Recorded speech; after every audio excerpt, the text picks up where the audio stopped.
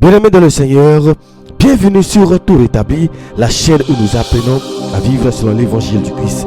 Et aujourd'hui, nous allons plonger ensemble dans la vérité de la parole de Dieu. Notre thème est intitulé Le choix du conjoint. Le mariage n'est pas une histoire de galère ou d'argent. Seul Dieu désigne le conjoint. Frères et sœurs en Christ, aujourd'hui le mariage est devenu un grand terrain de confusion. Les gens multiplient les raisonnements humains. Certains disent, avant de te marier, il faut être riche. D'autres affirment, il faut passer par les galères pour tester la fidélité de la femme. Et chacun vient avec ses propres expériences, ses blessures ou ses échecs. Mais nous allons aujourd'hui écraser ces discours humains et retourner à la source de toute vérité, la parole de Dieu. Alléluia. Car le mariage n'est pas une invention sociale. C'est Dieu qui l'a créé. Et c'est Dieu, donc seul, qui sait comment il doit être établi. Commençons maintenant dans Genèse, au commencement même. Dans Genèse 2, verset 18, l'Éternel Dieu dit, il n'est pas bon que l'homme soit seul. Je lui ferai une aide semblable à lui. Écoutez bien, ce n'est pas Adam qui s'est plaint de la solitude. Ce n'est pas Adam qui est parti chercher une femme. C'est Dieu lui-même qui a vu que l'homme avait besoin d'une femme. C'est Dieu qui prend l'initiative. Dieu voit ton cœur avant même que tu n'en parles.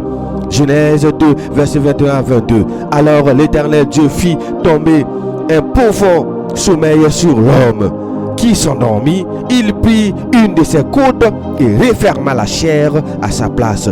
L'Éternel Dieu forma une femme de la côte qu'il avait prise de l'homme et il l'amena vers l'homme. Tu as vu? Qui l'a formé? Qui a formé la femme?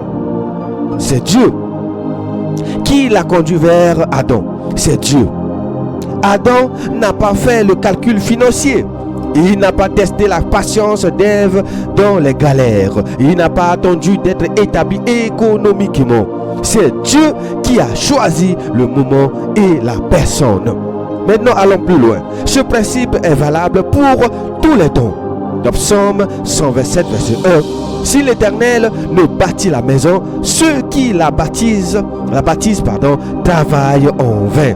Si l'Éternel ne garde la ville, celui qui la garde veille en vain. Même si tu bâtis ton mariage par tes propres efforts, tes propres calculs, tes propres raisonnements, si Dieu n'a pas approuvé, tu travailles en vain, mon frère, ma soeur. Tu peux t'épuiser à tester la femme dans la galère. Tu peux attendre de devenir riche avant de prendre une épouse. Tu peux te croire prêt parce que tu as tout sur le plan humain. Mais si Dieu n'est pas derrière cette union, tu es en train de travailler en vain. Allons maintenant dans Proverbe 19, verset 21. Il y a dans le cœur de l'homme beaucoup de projets, mais c'est le dessein de l'Éternel qui s'accomplit. L'homme a ses projets. Je veux une femme qui a ceci. Je veux un homme qui a cela. Je vais attendre d'avoir ma maison, ma voiture, mes économies avant de me marier. Mais au-dessus de tous tes projets, il y a le dessein de l'Éternel. C'est Dieu seul qui décide le temps et la personne et non tes calculs. Continue avec Proverbe 3, cette fois-ci verset 5 à 6. Confie-toi en l'Éternel de tout ton cœur et ne t'appuie pas sur ta sagesse. Reconnais-le dans toutes tes voies et il aplanira tes sentiers. Regarde bien, ne t'appuie pas sur ta sagesse humaine. Ne compte pas sur ton intelligence pour choisir ton conjoint. Reconnais Dieu dans toutes tes voies, y compris dans le mariage. Et lui, Dieu, aplanira tes sentiers. C'est lui qui ouvre le chemin du bon mariage, pas toi. Maintenant, observons le cœur du problème. Pourquoi les gens veulent bâtir par eux-mêmes? Parce qu'ils n'ont pas appris à faire confiance à Dieu. Ils veulent créer des critères personnels. Elle doit d'abord supporter ma pauvreté avant qu'on se marie. Il doit d'abord avoir une maison, un bon emploi, un bon salaire avant qu'on envisage le mariage. Mais tout cela est de la pure philosophie humaine. Dieu n'a jamais dit de procéder ainsi. Dieu dit, cherchez ma volonté, marchez selon mes voies et je vous conduirai. Frères et sœurs, le mariage ne commence pas par des tests humains. Le mariage commence par la volonté de Dieu. Celui qui veut réussir son foyer doit d'abord apprendre à être dirigé par Dieu. C'est pourquoi Jérémie 10, verset 23 nous dit: je le reconnais, Éternel.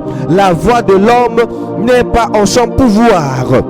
Ce n'est pas à l'homme, quand il marche, à diriger ses pas. Tu n'as pas le pouvoir de bien choisir ton conjoint par toi-même, mon frère, ma soeur. C'est Dieu qui doit te conduire. Maintenant, regardons bien.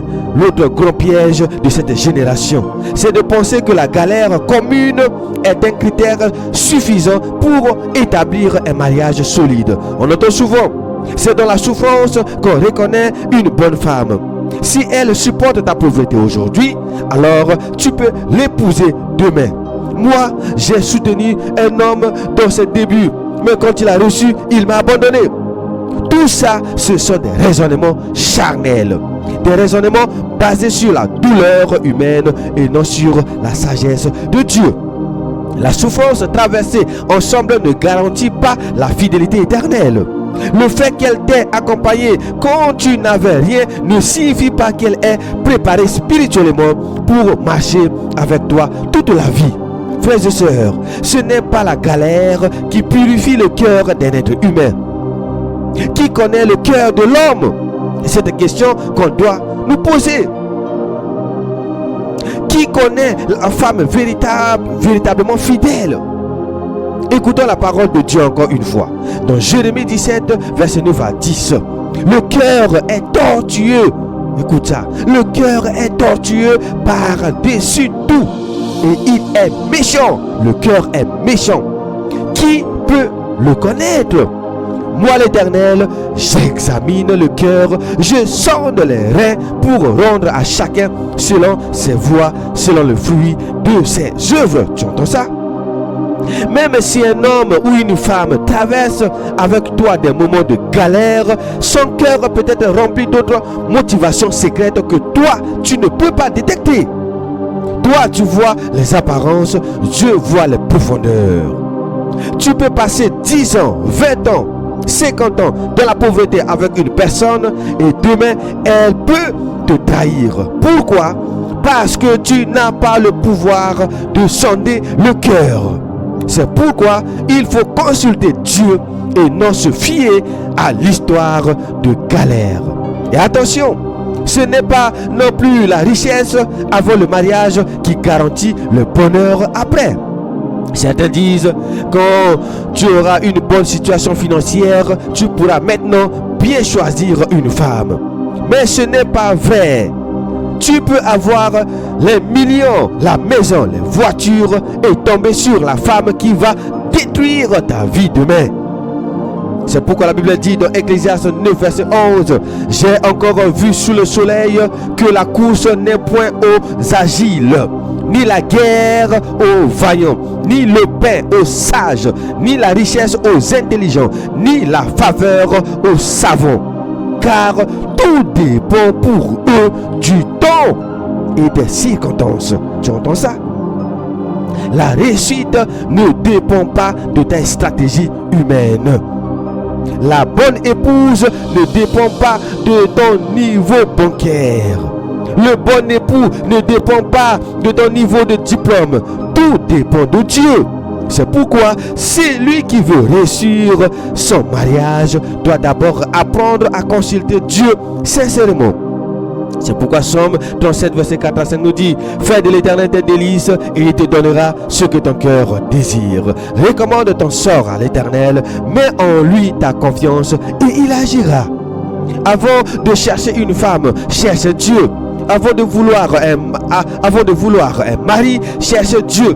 C'est lorsque Dieu devient ton délice que lui-même ajoute la personne qui est conforme à sa volonté pour toi.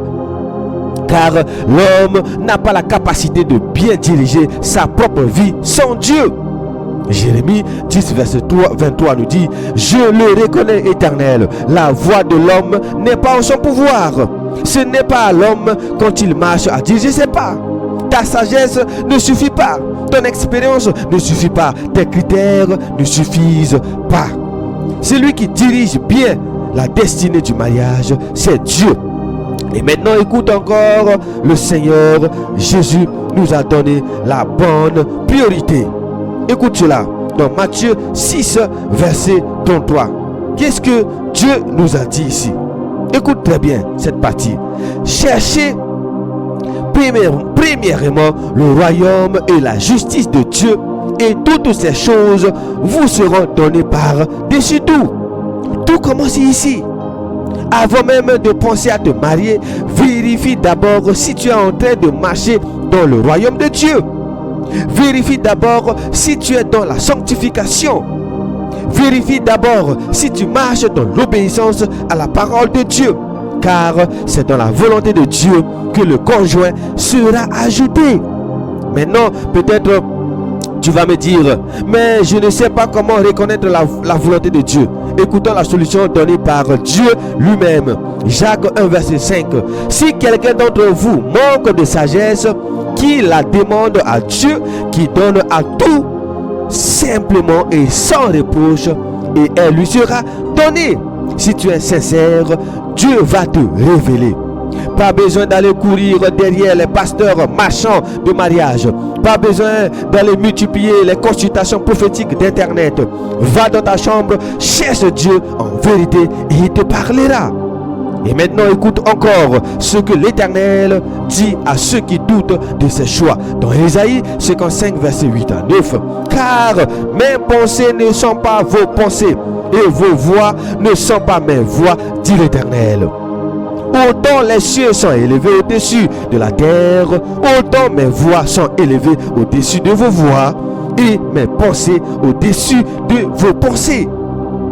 Même si la personne que Dieu te montre ne correspond pas à tes calculs humains, fais-lui confiance, car Dieu voit l'avenir là où toi tu ne vois que le présent. Et lorsque Dieu unit deux personnes, cette union est invincible parce qu'elle est scellée par sa main. Alléluia. Dans Matthieu 19, verset 6, la parole de Dieu nous dit: ainsi ils ne sont plus deux, mais ils sont une seule chair, que l'homme donc ne sépare pas ce que Dieu a uni. Ce que Dieu a uni, l'enfer ne peut pas détruire. Ce que Dieu a uni, les épreuves de la vie ne peuvent pas briser. Ce que Dieu a uni dure jusqu'au bout. Voilà pourquoi je le dis encore, abandonnez vos raisonnements humains. Arrêtez les théories de souffrance commune comme critère de mariage. Arrêtez les plans de réussite financière avant le mariage. Arrêtez les histoires de blessures passées. Cherchez Dieu, laissez Dieu conduire et marchez dans sa volonté parfaite. Mais attention, maintenant, il y a autre danger encore plus subtil qui détruit beaucoup de mariages aujourd'hui. C'est de penser qu'on peut par soi-même observer, analyser et juger les gens pour faire un bon choix. Certains disent: moi je vais prendre mon temps pour observer son caractère. Je vais étudier ses réactions. Je vais voir comment il ou elle gère la colère, l'argent, les problèmes. Et selon ce que je verrai, je saurai si c'est la bonne personne. Mes frères et sœurs, qui t'a donné la capacité de sonder le cœur profond d'un être humain? Tu peux voir les comportements extérieurs, mais tu n'as aucun accès à ce qui est caché dans les profondeurs du cœur. Écoutons encore ce que Dieu dit dans 1 Samuel 16, verset 7.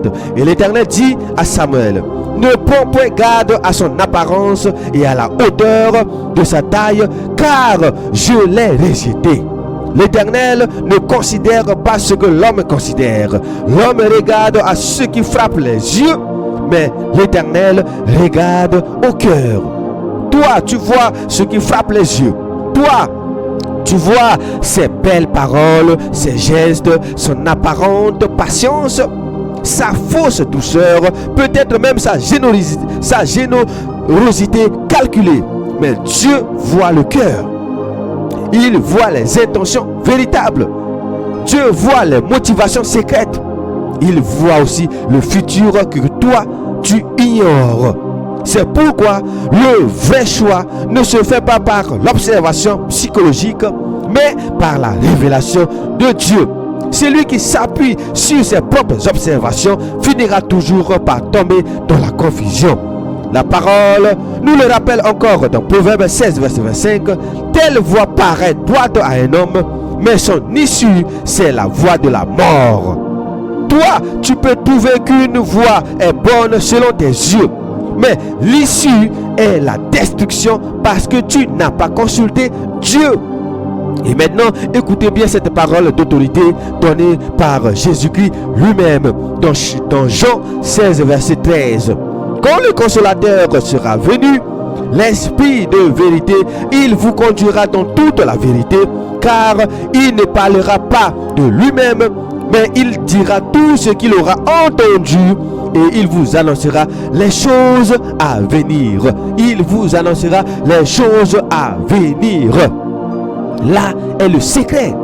C'est le Saint-Esprit qui doit te révéler la vérité sur la personne avec qui tu veux marcher. L'homme naturel n'a pas la capacité de tout voir, mais l'Esprit de vérité, lui, connaît l'avenir. L'Esprit voit ce que toi, tu ne vois pas. L'Esprit connaît le chemin entier du mariage avant même que tu commences. C'est pourquoi, avant tout engagement, il faut marcher selon la direction du Saint-Esprit. Alléluia. Regarde encore comment le roi Salomon l'avait compris très tôt dans Proverbe 20, verset 24. Car, c'est l'Éternel qui dirige les pas de l'homme. Mais l'homme peut-il comprendre sa voie? Toi-même, tu ne comprends même pas ta propre vie. Tu ne sais pas ce qui va t'arriver demain. Tu ne sais pas les épreuves qui viendront sur ton couple dans 10 ans, dans 20 ans ou dans 15 ans. Mais Dieu, lui, a déjà vu tout ton chemin avant même que tu sois né. Voilà pourquoi ceux qui veulent bâtir un vrai foyer doivent chercher à être dirigés par Dieu et non par leurs propres calculs humains. Maintenant, écoute encore cette parole puissante dans Somme 32, verset 8. Je t'instruirai et te montrerai la voie que tu dois suivre. Je te conseillerai, j'aurai le regard sur toi. Tu entends ça? Quelle promesse magnifique! Oh, notre Dieu est tellement bon. Dieu veut lui-même t'instruire. Il veut lui-même te conseiller. Il veut lui-même poser son regard sur ton choix de conjoint. Mais encore faut-il que tu sois prêt à l'écouter et à lui obéir, même quand son choix ne correspond pas à tes critères personnels. Car souvent, les choix de Dieu contredisent les attentes humaines. Je dis bien souvent, les choix de Dieu contredisent les attentes humaines. Tu veux une femme très belle selon tes yeux. Dieu peut t'envoyer une femme simple mais remplie de la crainte de Dieu. Tu veux un homme déjà financièrement accompli. Dieu peut t'envoyer un homme pauvre au début, encore humble mais fidèle, qui grandira sous sa main. Souvenons-nous de ce que Paul déclare aux Corinthes dans 1 Corinthiens 1, verset 27 à 29. Mais Dieu a choisi les choses folles du monde pour confondre les sages. Dieu a choisi les choses faibles du monde pour confondre les fortes. Et Dieu a choisi les choses viles du monde et celles qu'on méprise, celles qui ne sont point, pour réduire à néant celles qui sont, afin que nulle chair ne se glorifie devant Dieu. Dieu ne choisit pas selon les critères de la gloire humaine. Dieu choisit selon son plan éternel pour que toute la gloire lui revienne. N'oubliez pas, Dieu vous a fait pour sa gloire. C'est pourquoi je le dis et je le répète encore. Ne t'appuie pas sur ton intelligence. Ne te laisse pas influencer par les blessures des autres. Ne copie pas les histoires de galère comme méthode de sélection. cherche Dieu dans la prière, laisse le Saint-Esprit te révéler et sois prêt à obéir, même si son choix ne se ressemble pas à ton plan humain. Maintenant, comprenons ceci. Le vrai choix du conjoint, ce n'est pas une affaire de rapidité, ni d'émotion, ni de pression sociale. Beaucoup aujourd'hui se précipitent parce que leurs amis se marient. D'autres veulent se marier pour fuir la solitude. D'autres encore sont poussés par la famille, par l'âge, par les traditions.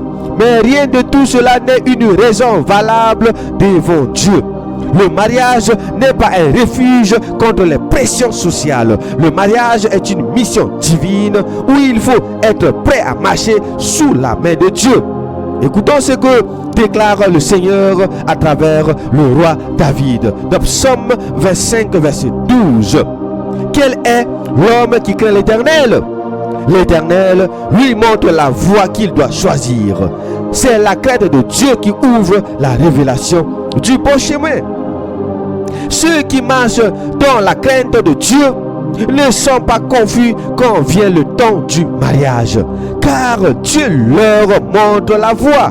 Voilà pourquoi, avant de chercher à se marier, il faut d'abord chercher à être soi-même prêt spirituellement.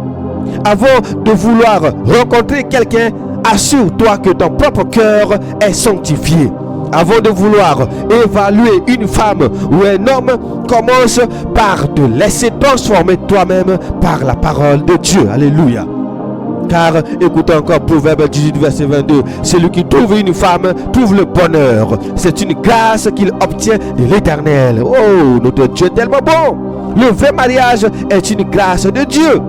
Ce n'est pas un exploit humain, ce n'est pas le fruit d'une stratégie personnelle. C'est Dieu qui accorde cette grâce à celui qui le cherche dans la vérité. Regarde encore comment le serviteur d'Abraham a compris cela lorsqu'il est parti chercher une femme pour Isaac.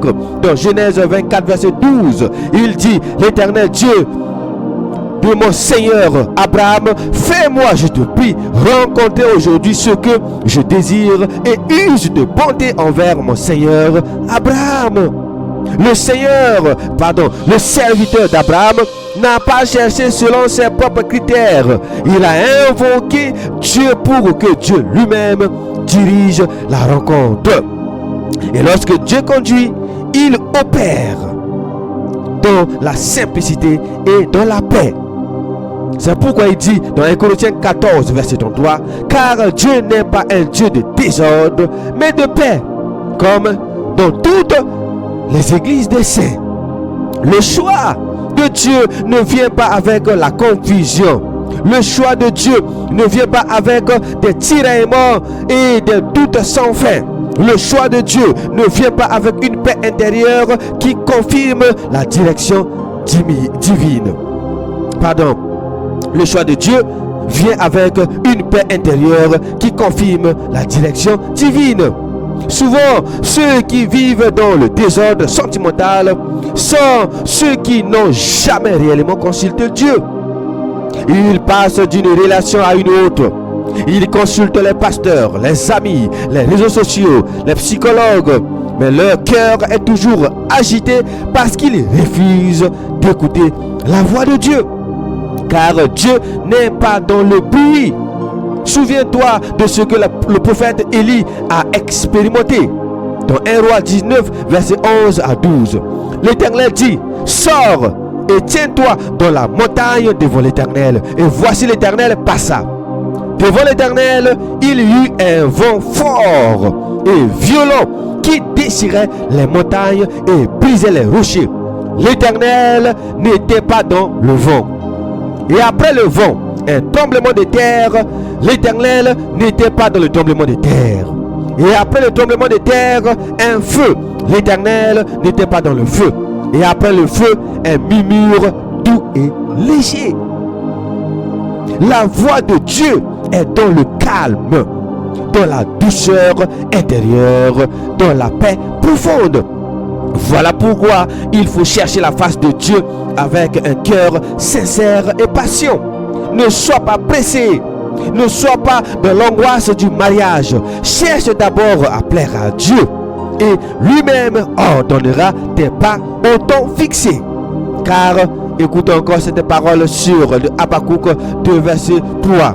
Car c'est une prophétie dont le temps est déjà fixé. Elle marche vers son terme et elle ne mentira pas. Si elle tarde, attends-la, car elle s'accomplira certainement. Le choix du conjoint selon Dieu vient dans le temps fixé de Dieu. Si cela tarde à tes yeux, attendons la prière et la sanctification. Car lorsque l'heure de Dieu sonne, rien ne pourra l'empêcher. Alléluia. Et lorsque Dieu unit un homme et une femme, le fondement de leur mariage devient solide, parce que ce n'est plus une œuvre humaine, mais une œuvre de Dieu. Ecclésiaste 4 verset 12 nous dit: et si quelqu'un est plus fort qu'un seul, les deux peuvent lui résister. Et la corde à 3 fils ne se rompt pas facilement. Le mariage selon Dieu, c'est l'homme, la femme et Dieu au centre. Cette alliance ne se brise pas, même sous les attaques de l'adversaire. C'est pourquoi je le dis une fois encore: cessez les calculs, cessez les plans stratégiques, cessez les raisonnements émotionnels. Cherchez Dieu, attendez Dieu, laissez Dieu choisir. Et quand Dieu unit, c'est pour la vie. Maintenant, écoute encore ceci très attentivement. Beaucoup veulent aujourd'hui bâtir leur mariage sur les émotions, les attirances physiques et les compatibilités intellectuelles. Ils disent: il faut qu'on ait les mêmes passions, il faut qu'on ait les mêmes objectifs professionnels, il faut qu'il ou elle me plaise physiquement d'abord, il faut qu'on s'entende parfaitement sur tous les sujets. Mes frères et sœurs, écoutez bien.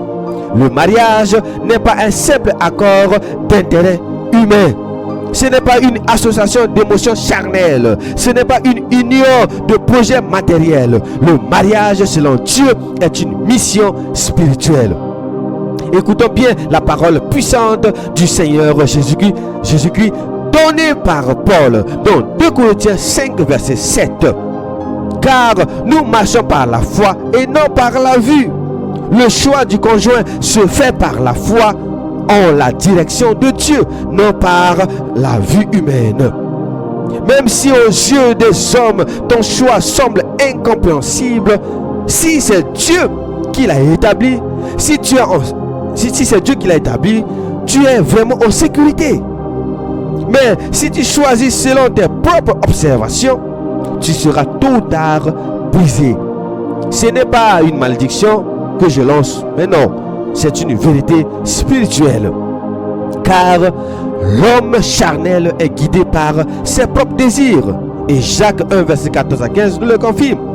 Mais chacun est tenté, écoute bien, chacun est tenté quand il est attiré et amorcé par sa propre convoitise. Tu entends ça? Et la suite: puis la convoitise, lorsqu'elle a conçu, enfante le péché. Et le péché étant consommé, produit la mort. C'est grave. Il y a beaucoup de choses qui nous arrivent. C'est nous-mêmes qui sommes à l'origine. Combien se sont mariés à cause de la convoitise physique, de l'argent, du statut social ou de la beauté extérieure? Et combien aujourd'hui vivent dans des souffrances terribles parce qu'ils ont bâti leur mariage sur le sable? Car une fois que la beauté passe, une fois que l'argent manque, une fois que les projets échouent, la vraie nature du cœur se révèle. C'est pourquoi Matthieu 7 verset 24 à 27 nous dit: c'est pourquoi quiconque entend ces paroles, je dis, et les met en pratique, quiconque entend ces paroles que je dis et les met en pratique sera semblable à un homme prudent qui a bâti sa maison sur le roc. La pluie est tombée, les torrents sont venus, les vents ont soufflé et se sont jetés contre cette maison. Elle n'est point tombée parce qu'elle était fondée sur le roc. Mais quiconque entend ces paroles que je dis et ne le met pas en pratique sera semblable à un homme insensé qui a bâti sa maison sur le sable. la pluie est tombée, les torrents sont venus, les vents ont soufflé et ont battu cette maison. Elle est tombée et sa ruine a été grande. Le mariage selon Dieu est une maison bâtie sur le roc de sa parole et de sa direction. C'est ça l'évangile. Ce mariage traverse les tempêtes, les épreuves, les difficultés et il reste debout. Mais celui qui a choisi selon les critères du monde verra sa maison tomber avec fracas. Maintenant, comprenons bien ceci encore. Même lorsque Dieu a désigné le bon conjoint, le diable cherchera toujours à combattre cette union. Mais lorsque l'union est selon Dieu, l'ennemi ne pourra pas la briser. Isaïe 54, verset 7 nous dit: toute arme forgée contre toi sera sans effet, et toute langue qui s'élèvera en justice contre toi, tu la condamneras. Tel est l'héritage des serviteurs de l'Éternel, telle est la justice qui leur viendra de moi, dit l'Éternel. Le mariage établi par Dieu est protégé par Dieu lui-même. Et écoute encore cette promesse pour ceux qui s'attendent véritablement à Dieu. Lamentation, verset 3, verset 25 à 26. L'Éternel a de la bonté pour qui espère en lui, pour l'âme qui le cherche. Il est bon d'attendre en silence le secours de l'Éternel. Mais si l'attente semble longue à tes yeux, reste dans le calme, reste dans la prière, reste dans la sanctification. Car au temps fixé, Dieu interviendra et sa réponse ne mentira pas. Je vais encore insister sur ce point très important. Ceux qui courent après les solutions humaines, les prophètes de mariage, les fausses révélations d'hommes, les agences de mariage, les entremetteurs, les calculs familiaux, tous ces chemins détournés sont des pièges sataniques. La véritable direction divine ne vient pas de ces manipulations humaines, mais de la relation personnelle avec Dieu. De la relation, je dis bien, de la relation personnelle avec Dieu. C'est pourquoi Jean 10, verset nous dit: mes brebis entendent ma voix, je les connais et elles me suivent. Si tu es vraiment une brebis de Christ, tu entendras sa voix pour ton mariage. Et quand Dieu parle, la confusion disparaît. 1 Corinthiens 14, verset 33 nous dit: car Dieu n'est pas un Dieu de désordre, mais de paix, comme dans toutes les églises des saints. Si tu es encore dans le désordre intérieur, les hésitations, les contradictions, les voix multiples, sache que ce n'est pas encore Dieu qui a parlé. Car quand Dieu parle, sa paix vient sceller ton cœur. Et enfin, écoute cette parole de fondation que nous devons tous graver dans nos cœurs. Matthieu 19, verset 6. Ainsi, ils ne sont plus deux, mais ils sont une seule chair, que l'homme donc ne sépare pas ce que Dieu a joint. Ce que Dieu a uni, aucune puissance de la terre ou de l'enfer ne peut le briser. Alors, après avoir entendu ces vérités, plusieurs vont encore continuer à chercher leur propre chemin. Plusieurs vont encore s'appuyer sur leur propre raisonnement, leurs émotions, leurs observations, leurs blessures passées. Mais la fin de ceux qui bâtissent sans Dieu sera toujours la ruine. Proverbe 14, verset 12 nous le confirme. Telle voie paraît droite à un homme, mais son issue c'est la voie de la mort. Tu peux penser que ton analyse est bonne. Tu peux croire que ton observation est suffisante. Mais au final, si Dieu n'a pas bâti cette maison, c'est la mort de ton foyer qui t'attend. Car tout choix hors de la direction divine finit dans la souffrance, les divorces, les adultères, les trahisons, les foyers brisés et la confusion. Aujourd'hui, les tribunaux sont remplis de dossiers de divorce parce que des millions d'hommes et de femmes ont voulu choisir par eux-mêmes. Ils ont suivi la beauté physique, ils ont suivi l'argent, ils ont suivi les histoires de galère, ils ont suivi les promesses émotionnelles. Mais ils ont refusé de consulter le maître du mariage, l'Éternel Dieu. C'est pourquoi la parole demeure ferme dans Somme 121. Dans Somme 127, verset 1. Si l'Éternel ne bâtit la maison, ceux qui la bâtissent travaillent en vain. Si l'Éternel ne garde la ville, celui qui la garde veille en vain. Le vrai mariage ne commence pas dans la galère, ni dans la richesse, ni dans les calculs humains. Le vrai mariage commence dans la présence de Dieu. Alléluia. Dans la prière sincère, dans la sanctification, la pureté, dans la soumission totale à la volonté de Dieu. Et écoute encore cette vérité éternelle donnée par Jésus-Christ lui-même dans Jean 15, verset 5. Je suis le cep, vous êtes le sarme. Celui qui demeure en moi et en qui je demeure porte beaucoup de fruits, car sans moi, vous ne pouvez rien faire. Sans Christ, tu ne peux rien faire de solide. Sans Christ, ton mariage ne peut pas porter de fruits. Sans Christ, tes choix sont des pièges qui te détruiront. Mais avec Christ au centre, ton mariage sera un terrain de paix, de croissance, alléluia, de bénédiction et d'accomplissement de la volonté divine. Voilà pourquoi je termine en déclarant avec force: arrêtez de chercher par vos propres critères. Abandonnez les philosophies de souffrance communes. Fuyez les calculs de richesse avant le mariage. Refusez les choix basés sur la beauté, les émotions et les passions charnelles. Rejetez les pressions familiales et sociales. Cherchez Dieu, attendez Dieu, obéissez à Dieu. Et lorsque Dieu aura parlé, marchez dans la foi et la confiance.